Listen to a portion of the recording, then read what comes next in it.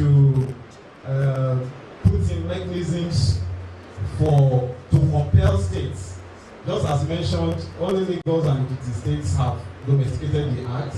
So I think there could be mechanisms in the act that can kind of compel states to expedite their actions in domesticating the act. I know that if some incentives or some mechanisms are put into the act for the act to be domesticated in the states, it will be done much faster than this. For instance, the Administration of Criminal Justice Act was passed in 2015, and before long, it was domesticated in most of the states. So I think such approach can also be made so that the Mental Health Act can also be domesticated over time by each state. Then I think the Act also should broaden the multidisciplinary representation. There should be other disciplines that should be represented, especially in the committees that were mentioned earlier by the consultants. So, and also the Prof mentioned earlier about the insurance scheme. So the Act is also silent about that. Thanks to the activism of those in the field, I learned this morning that it has been included, but the Act can be amended to include to make sure it is covered by the NHIS. Thank you very much.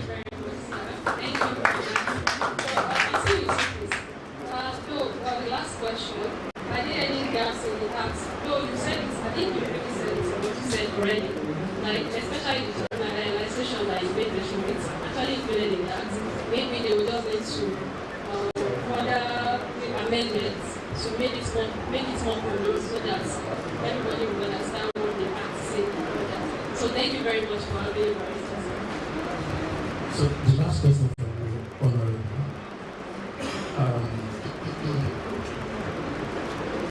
I've been watching you online, and I know you are bidding for a re-election. If you are given another opportunity to be in the House of Kwara State House of Assembly, what will you? I'm not putting you on the spot, but what will you do differently for mental health? Please, where is your camera? I'm not putting you on the spot, but I'm also putting you on that. From the country is part, so it will obey all federal law. However, I tried to also point out earlier the leadership of Kwara State on the issue of mental health. I mean, the person, the distinguished senator who championed and sponsored this bill is Senator.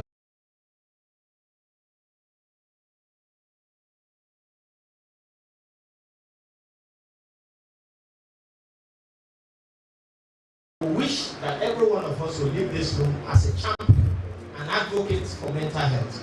Because what the Healthy Mind Initiative is doing, and what others, I mean, like Dr. Prevail also did last year, in bringing the issue of mental health and localizing it to even the security agencies. Because these are our protectors. These are people who are supposed to be protecting us. And we take it for granted that they are strong men, that they don't deal with mental health issues, but they are. We have a situation where police officers suicide. There's currently a bill at the National Assembly on that specifically. So I will encourage other people, the HealthyMinds, to also join us to ensure that that bill on the criminalization of attempted suicide also safely to become an act. So thank you once again. I think it's an important conversation that we have had today.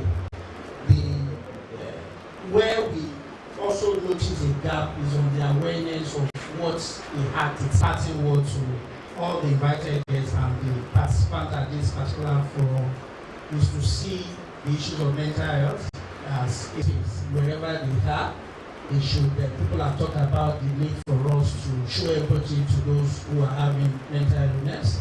We should not stigmatize them, and we should ensure that when we see signs, let us encourage them to seek for help.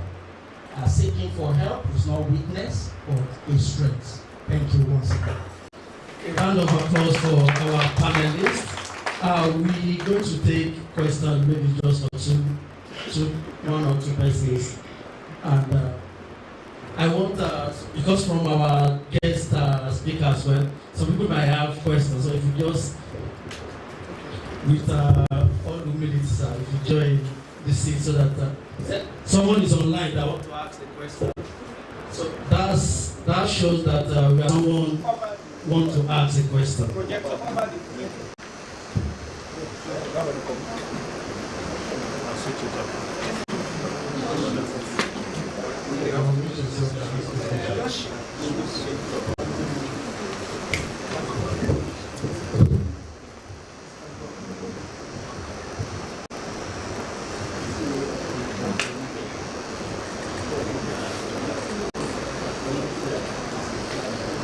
Can the person go ahead and ask your question?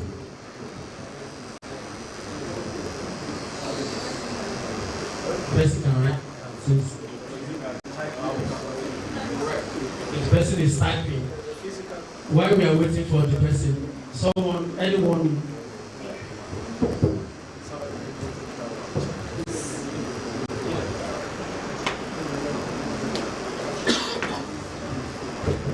Respect to the royal fathers, I stand on the existing protocols.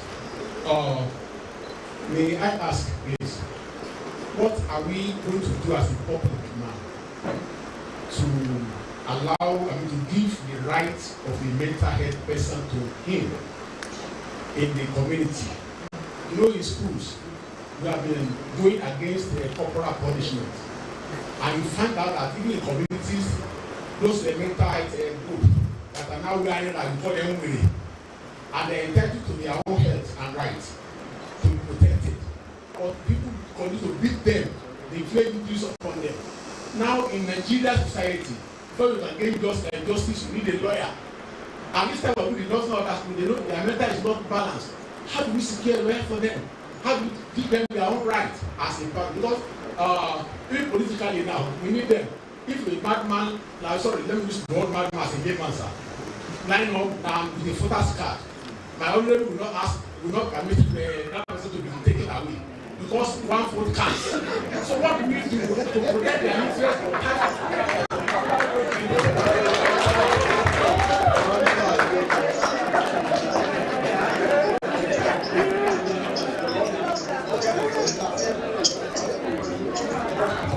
Thank you very much, sir. If you look at it critically, there is an adage in Yoruba, I don't know whether it's a saying, that if you do something harmful or kill a mentally ill person, that's the time you know he has everything. So, these same mentally ill people in our society, if they are reeling from that society, there is a relative somewhere. That relative maybe is not responsible or doesn't want to be responsible.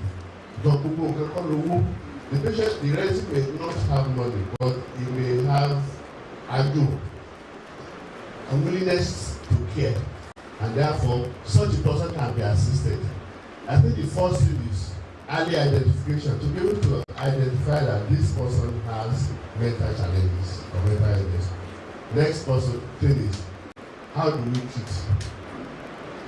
Okay, and then refer appropriately. If the patient comes to the hospital, I know that there will be people in the community that they say, okay, I'm ready to help financially if you are ready to care for your family member. But sometimes when patients are brought to the hospital, you know, sir, that sometimes they are abandoned. The most security from his staff in the hospital that will be contributing money to feed and treat patients. Sometimes the hospital will give money from, there's this fund that they use before to care for people like that. But that money has become something like 50,000 naira for a whole month for some a hospital as big as UIT. So before the second day of the month, that very day first is finished. So before we used to be enough to take care of people, we call it exemption fee. But we don't have that again. So I think the most useful or important thing that the community can do as community leaders is for you or the leaders to identify the closest relative. Sometimes there is family dynamics in that one. Really, that nobody doesn't want to. Yes, I know, but I don't want to get involved. If you can help, maybe resolve issues that led to it, and say, okay, yes, do what you can do. I can tell you that once the patient is treated in the appropriate places, like psychiatric hospital, the patient will be well. The next thing will be support so that the patient does not, the illness doesn't come back. I think that is the basic thing. It's not about, because as long as the patient is walking about and is disturbing, in quotes, the society, it's the responsibility of the whole palace now. People will say, look, the primary school, one class, so it becomes a problem. So that, I think the community can say, let's identify that fellow and not force to read about local, it won't work. It's more of trying to mediate and look for an amicable way for somebody to take responsibility. If you use force, it won't work, sir. Thank you, sir. The legal rights, yes, if they are for legal rights, yes, the law protects them. If somebody wants to take over their property legally or maltreat them, the law is there. There are lawyers, yes, legal representatives. The legal aid council, there's something, the legal aid council that works, I think they are domiciled in every state. Yes, they can help. Free, they won't take any money. But you know our legal system, it can be long. So sometimes you can get it resolved through alternative dispute resolution or in the traditional amicable way. It's better. So just to add to that, HealthyMinds Wellness Initiative, our team has a legal lead, and we are also able to represent for free. I'd like to also add a perspective to this very beautiful question from my chief. I think the question addresses the core issue of the degradation in our culture. I mean, there's a need to restore human dignity. I mean, the doctor is talking about how, I mean, in UK and in other climes where the rights of people are protected and preserved and people are treated like they are human beings. I know there are certain cultural practices that people want to take advantage of lunatic people. There are people who may, for certain beliefs, they think that there are certain things that they can get from a lunatic that will enhance one thing or the other spiritually that they believe. So that is a need for us to reevaluate how are we truly our brothers and our sisters people as a people. But however, that being said, that is the manifestation you talked about is the climax. There are other things that are happening now, lots of family value, parenting values and all of that. Our young people are using drugs. And I can imagine what will happen in the next 5, in the next 10 years. So that's an area that we also need to take a careful look at. Because, what you are saying now, how can we prevent it from and the good news for me, with even my understanding and the exposure, I believe we pay consider the phone. And but Dr. Prof demystified that today. So, which is good. So I think it's also important that Baba, Mama, Ebma, Bro, the way Tashin Toma collectively as a communal life, I think we need to go back to it. Young people from primary school, secondary school, they are using drugs. God help us.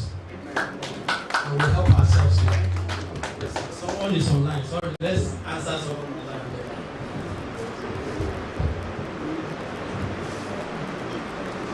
Okay. Can you guys hear me now? You know, to a primary health care that all the rural area can easily access. I would like to talk more on that. Thank you so much for that very beautiful question. Just like all the things we have been discussing, the issues of law is not our problem in Nigeria. Just like we've said, the policy has recognized the need for us to have access to mental health care at the primary care level. But it's left for the state to now say there are models that we can actually use. We know that all the expertise are concentrated at the tertiary level and also in the urban centers. But part of also the effort that have been made, even by the guest speaker who also talks about the training and retraining of even the traditional the elderlies as well, to also see how they can also be of help, even if it's in the early identifications. And they also have their areas of strength in the areas where counseling can also be able to help in that if it is particular type of mental illness such an individual is having. So the policy is there that has also clearly states how we can operationalize the mental health services in the country. And this act has also come to also strengthen that if we are able to implement that. And it's for us to, and that's when, even when Jessica was speaking, sometimes we have challenges. All patients come to the tertiary centers. At the time when you ask them where are they coming from, you see that their community is far away. You want to discharge them, they are better. The issues of how many days do I give you for follow-up will come in, because you look at, it's not going to come alone, probably with the other caregiver. And you look at the transport fare as well. And sometimes these are challenges that as a clinician sometimes is before you. Even a patient that you need to see 1 week after discharge, you want to take into consideration of the financial challenges and probably push that to like a month. Then the issues of cost of medications also, because most of these patients pay out of pocket. And that's why most of the time we want to have those primary health care also being functional. And the way we can go about it is, in the state can look at the model that may be able to work. The UITH created a model at the time. We have Dr. Ismail Bakari here, which I also want to appreciate him for the work he's been doing for mental health at Omupo. Primary health care centers. And that also goes to our village, and there are royal fathers as well. Some of the closest hospitals to us, we can also approach them. If a doctor is there, they will tell you where the closest place you can access care at that particular point in time. And as far as Dr. Bakari has been doing so well in Omupo by referring patients to both even UITH as well as Kwasu as well. Because UITH has also, Department of Behavioral Sciences has collaborated with Omupo Cottage Hospital for community psychiatry services. So, and the model is that you choose a selected days, either once or twice in a month. The primary doctors that are there will gather patients for you, those who need mental health services. Because when you want to refer patients from their community to the town, they will also not want to go because of fear of, is it even treatable in the first instance or is it manageable? So now, not to talk of finances that also surround that as well. And this model can also be looked at in the state, even in spite of the manpower challenges. There are doctors who may be ready at a little tokens that can also take them to those places. And we can see how we can serve strategically all our primary health care across the important areas so that the treatment, the main purpose is to take treatment closer to people. And use those opportunities to also train those healthcare workers around that area so that they can manage those mild cases as well. And this will also increase the awareness of mental health within the community as well. I think the policy is there. It's just for us, the willpower to implement that is what we need to look into. Thank you. Let me just quickly add that. It's just that, unfortunately, there are some things that we were doing very well in the 70s. I do things that we were doing very well. You know, in the 60s, there was something called roving doctors in Nigeria. So, a psychiatrist, for example, in those areas that there are no many doctors, you go around once a month. They had Land Rover and driver. Now, the general hospitals were solid. Dispensary, our way, dispensary number and with a man by a dispenser. Very good. In those days, we've lost all those things. Right, so, and I think we can go back and that can reinforce. So, like we have doctors, people move around, follow up. Patients coming for follow up now. Instead of giving maybe 2 weeks appointment, because it's there, I can give 3 months because he can take care of me. If there's an issue, he's called.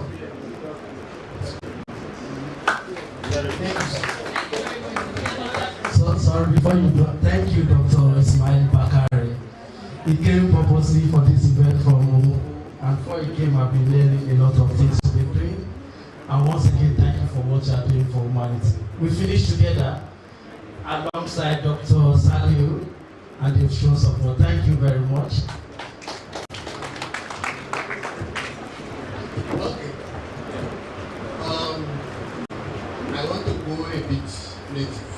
And I want to talk about mental. There is this general belief that people at a particular time suffer madness. And that's what they refer to as intermittent explosive disorder. I want to ask, sir, how regular eléyìí máa jẹ́ tàbí how long ló máa wà lára tí a fi mọ̀ pé that particular person is safe. Thank you very much, sir. Let me first say that the diagnosis you mentioned is a bit not it.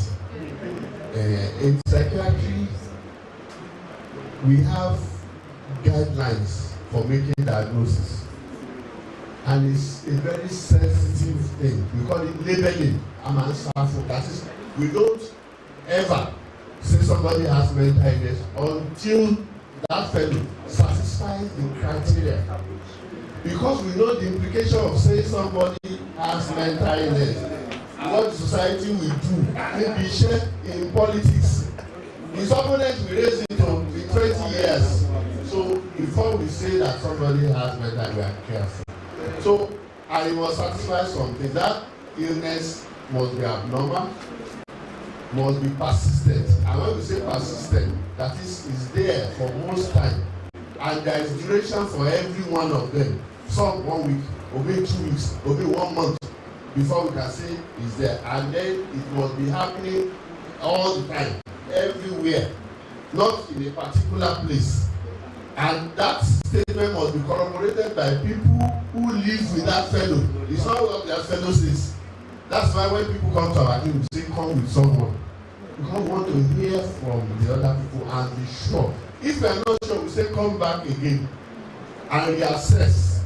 So, it's just the saying that we need sayings of people, but it's not correct that people have 5 minutes madness. No, people may lose temperament. It's normal. By the time you think of the transport to your place of work and there's no food in the house, it's normal to feel unhappy. What is not normal is when that unhappiness becomes undue unhappiness, lasting more than is necessary, and it's for that fellow, then that becomes an illness. Ask about what type of illness, and then type it. So, sir, this thing about 5 minutes is not correct. That's all good. People just trying to justify their temporary inability to